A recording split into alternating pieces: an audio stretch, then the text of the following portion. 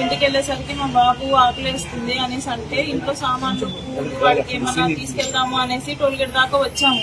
Tollgate దగ్గర flower shop దగ్గర ఆగాము.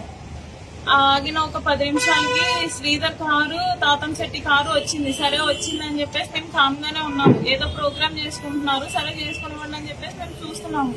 శ్రీధర్ వచ్చాడు కదా అని చెప్పేసి నేను ఇలా తొంగి చూసాను అంతే.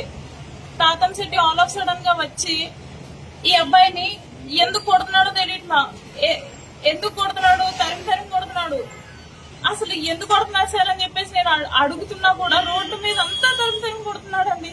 వాళ్ళ చేతుల్లో రాడ్స్ ఉన్నాయి, పైప్స్ ఉన్నాయి. అలా తరిమి కొడుతుంటే ఎందుకు సార్ అని చెప్పేసి నేను ఆపేస్తుంటే ముందు వాడు వెళ్ళాలి అని చెప్పేసి ఆ అబ్బాయి ఆటోలో వెళ్ళిపోయాడు. చాలా దారుణంగా కొట్టాడు. 10 దెబ్బలకి పైగా కొట్టారండి.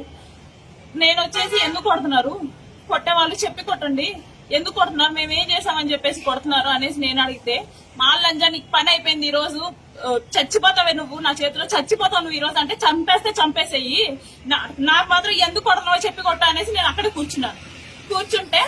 కూర్చున్నప్పుడు తల మీద ఒక దెబ్బ, ఇక్కడ ఒక దెబ్బ, చాలా గట్టి కొట్టాడు తాతంశెట్టి నాగేంద్ర. దాని తర్వాత ఆడు పక్కన ఎవడో హైట్ గా ఉండి ఆడు మాలంజా మాదిగంజా అది ఇది అని తిడుతూనే ఉన్నాడు. చచ్చిపోతావు నువ్వు అనేసి తాతంశెట్టి తిడుతూనే ఉన్నాడు. మరి తాగేసి వచ్చారో మరి ఎందుకు వచ్చారో నాకు తెలియదు. కారణం లేకుండా వచ్చి కొట్టారండి. రోడ్డు మీద టోల్గేట్ దగ్గర దారుణంగా కొట్టారు. టోల్గేట్ దగ్గర ఉంటే సీసీ కెమెరాసే చెప్తాయి. మేము ఏం చేయలేదు అసలు, మేము అసలు ఏమీ చేయలేదు. ఎందుకు కొడుతున్నారో మాకు తెలియట్లేదు. మేము జస్ట్ అలా నించున్నాం, ఒక్క డిస్టర్బెన్స్ కూడా చేయలేదు.